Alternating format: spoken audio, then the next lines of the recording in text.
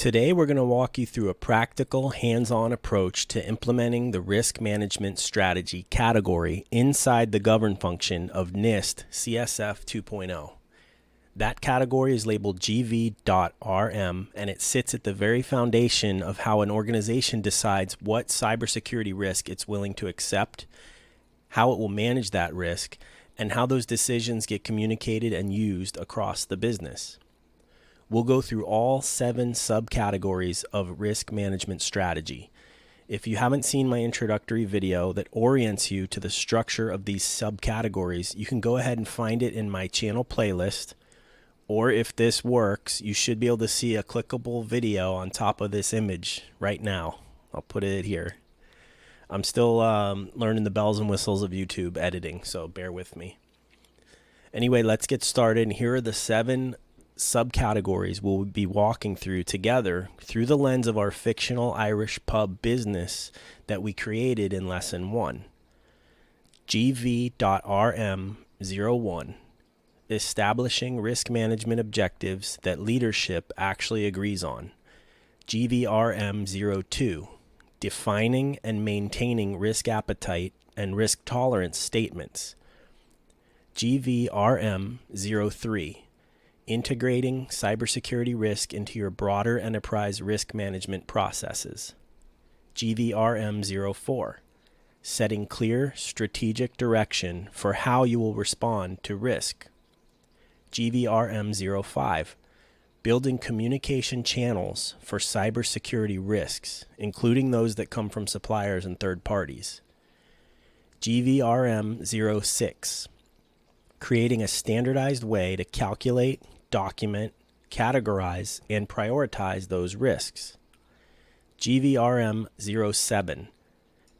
Considering strategic opportunities, the positive side of risk, so your cybersecurity program isn't only avoiding bad outcomes. Now, even though I'm going to be applying these to a restaurant business example, everything I'm going to show you will work regardless of your industry or company size. I'll talk about how to scale the language, the documentation, and the decision-making processes. So by the end of this video, you'll have a clear, actionable path for standing up a risk management strategy that actually drives day-to-day decisions instead of living as a dusty digital document on a SharePoint site. Here are the first 2 subcategories for risk management strategy under the govern function. GV.RM 01 states that the risk management objectives are established and agreed to by organizational stakeholders. This doesn't mean that we have to define all the objectives here and document them here. This is just acting as an administrative pointer to any documents proving that we have had the discussion with the critical people involved and anyone who would be impacted by the risks that we've identified. So in the case of my Irish pub, who would my organizational stakeholders be? I would consider those people to be anyone in the executive or ownership level of the business, right? None of the servers, bartenders, or even the day-to-day managers would be involved in this process. This is more for leadership level visibility of what could potentially affect business operations, the budget of the entire business. Think of corporate level type risk. Now, if you're running a smaller family-run business, this type of risk would be discussed and agreed upon among everyone there, since regardless of their functional position, they would have an organizational level interest. They would all be embedded in the stakeholder level interest. GV.RM 02 references risk appetite and risk tolerance, which are terms we use to describe the amount of risk that we're willing to accept in the face of the cost to mitigate or prevent it. For example, with car insurance, you might not buy into certain levels of coverage because you believe that the odds of such a thing happening are very low, so it's not worth it to you to pay the monthly fees to cover that specific type of incident or damage. And with cybersecurity, we define our risk appetite the same way. We perform risk analysis and we make decisions based on likelihoods and impacts. So GV.RM 02 wants us to direct the reader to documentation and evidence around what we feel are the highest and lowest risk items. Which ones are we willing to accept as is? And which ones do we feel might be more sensitive and critical? This can start very broadly at the organization, business, budget level, and it can drill all the way down into very specific technical risks like website or mobile application vulnerabilities. For example, we might have less tolerance for risk related to our security cameras than we do for our website. These decisions would then drive budget considerations and security decision-making plans around each of those items. So the point of this subcategory is just to document the fact that we've had a discussion around it. So you'll notice both GV.RM 01 and 02 are similar in that it's just ensuring that we have documentation around these discussions. And we would like to have documents that are signed by the stakeholders as even more proof. In case we're audited, we'll have solid, tangible proof that the stakeholders were involved in these discussions, signed and dated. All right, the next two subcategories of the govern function we have are GV.RM 03 and GV.RM 04. Now, 03 states that cybersecurity risk management activities and outcomes are included in enterprise risk management processes. So these activities and outcomes would include things like phishing campaigns, penetration testing, audits, tabletop exercises, disaster recovery planning, and even things like purchasing cybersecurity insurance are folded into the broader conversations about overall business risks. So in practical terms, you need evidence that cyber-related findings, likelihood, impact, residual risk, treatment decisions get considered alongside the other risks that the business already thinks about. So for the Irish pub example, enterprise-level risks might include things like supply chain disruptions for food and alcohol, health code or licensing issues, staff turnover, economic downturns affecting foot traffic, or liability from serving alcohol. And the cybersecurity risks, such as compromised point-of-sale systems, ransomware that locks the reservation or ordering platform, a customer data breach that damages reputation and invites regulatory scrutiny, or prolonged website downtime, should appear in the same discussions and decision-making processes. Ownership or executive level stakeholders would be the ones ensuring that this integration happens. Day-to-day managers and staff may surface operational issues, but the formal inclusion of cyber outcomes into the bigger risk picture remains a leadership responsibility. The documentation needed is typically meeting notes, risk registers that contain both cyber and non-cyber items, business continuity or strategic planning documents that reference cyber risks, or evidence that cyber findings influence budget and operational decisions at the business level. The idea here is to start integrating and blending cybersecurity-related risks into the existing risk assessment that the business has hopefully been performing all along. And GV.RM 04, strategic direction that describes appropriate risk response options, is established and communicated. Now, this subcategory focuses on having clear, high-level guidance about how the organization will respond once the risks are identified and analyzed. The classic response options to risk are to accept, mitigate, transfer, or avoid. And the goal here is not to pre-decide the exact treatment for every possible technical vulnerability, but it's to establish and communicate the strategic preferences and criteria that will guide those decisions. Leadership sets the direction so that later, more tactical risk treatments stay consistent with the overall business posture. In our Irish pub context, this might look like documented guidance, such as high likelihood, high impact risks to payment processing or customer personal data that will generally be mitigated rather than accepted. Certain lower impact website or marketing site risks may be accepted if the cost of full mitigation is disproportionate. Cyber insurance will be used to transfer financial risk once basic controls are in place, and shared responsibility models with third-party point of sales, reservations, or cloud providers are acceptable, provided the residual risk stays with the previously established appetite.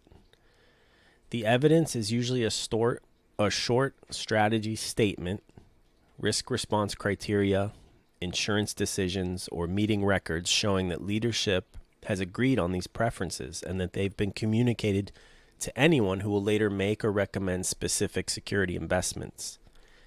The point is to simply demonstrate that the organization has deliberately chosen its preferred ways of handling risk rather than reacting at the spur of the moment every time a new issue surfaces. All right, it's time for GV.RM 05. Lines of communication across the organization are established for cybersecurity risks, including risk from suppliers and other third parties. For our small establishment with a handful of servers, bartenders, and a manager, this means creating straightforward channels so that everyone knows who to notify when something seems off. Risk may surface through a compromised payment processor, a phishing email from a food distributor's ordering portal, fake invoices, or unexpected activity on the guest Wi-Fi network that could affect the kitchen's inventory system. Regular informal touchpoints, such as a brief weekly check-in between the owner and the manager, a shared group chat, and designated contacts at key vendors, ensure that potential threats are escalated quickly rather than remaining siloed. Because the business lacks a dedicated IT department, these communication lines also extend outward to trusted third-party support providers, allowing the restaurant to respond cohesively. By making cybersecurity risk discussion a normal part of daily and weekly routines, the small restaurant bar, John's Irish Pub, turns GV.RM 05 into a practical safeguard that protects both its reputation and its limited resources. Now, GV.RM 06 states that a standardized method for calculating, documenting, categorizing, and prioritizing cybersecurity risk is established and communicated. Now, this one is closely related to RM02, which guides us on our risk tolerance. RM02 tells us to set our limit for risk acceptability, whereas in this one, RM06, we're looking at prioritizing them specifically. So in RM02, we might have just said our cash registers are high risk. But now for RM06, we need to have logic in place to measure the specific likelihood and potential business impact for which specific cash registers were compromised and for how long.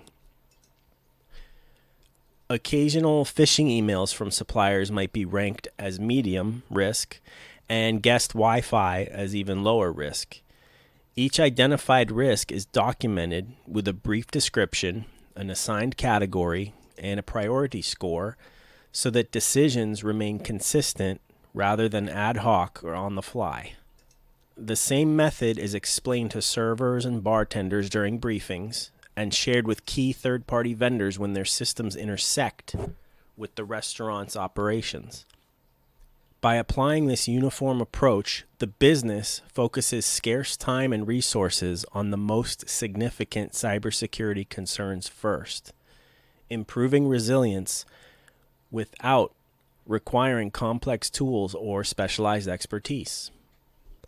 GV.RM 07 talks about strategic opportunities, also known as positive risks, making sure they're categorized and are included in organizational cybersecurity risk discussions. So beyond focusing only on the threats, the owner and manager should examine how new technologies or partnerships might improve operations while introducing manageable cybersecurity considerations. For example, Upgrading to a payment processor with stronger fraud tools may reduce chargebacks and build customer trust, creating a competitive advantage if the associated risks are assessed and accepted.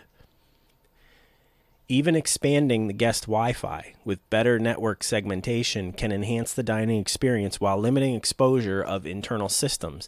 And while we don't wish breaches and hacking incidents on competing businesses, if a competitor does experience a very negative public incident, it might drive some of their customers toward our business, since we would already have an established secure cyber operation based into our business model.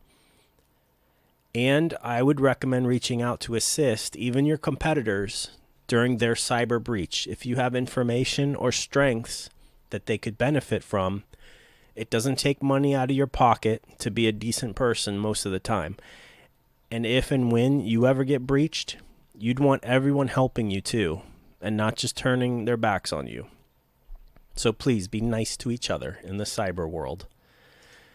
Exclusive partner programs could also create a situation where you'd receive an influx of customers or new network connectivity to your business. When I used to go to Sam's Club and Costco, Sam's Club was the first bulk supplier to offer the self-checkout. So I started going there more. But I'm also sure it had an effect on their employee policies and procedures as well. But the new technology offered new opportunities. All right, everybody, that's going to do it for the risk management strategy category under the govern function. And the next video, we'll move on to roles, responsibilities, and authorities. So some of the lessons we learned you can see here are the 7 risk management strategies that we used on the right, GV.RM 01 through GV.RM 07. We learned how to communicate potential risks, calculate risk tolerance and risk handling approaches with organizational stakeholders. We know now that we need to establish specific points of contact and strategies for calculating and documenting company risk.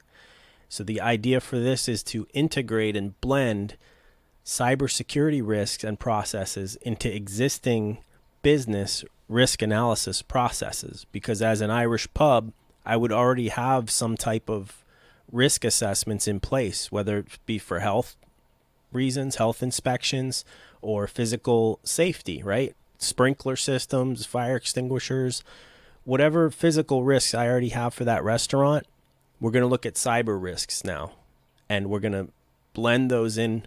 We're going to weave it in with our existing risks, and that's the idea of this risk management strategy category. So thanks for watching, and feel free to hop around the playlist, look at different ones, and I'll see you later.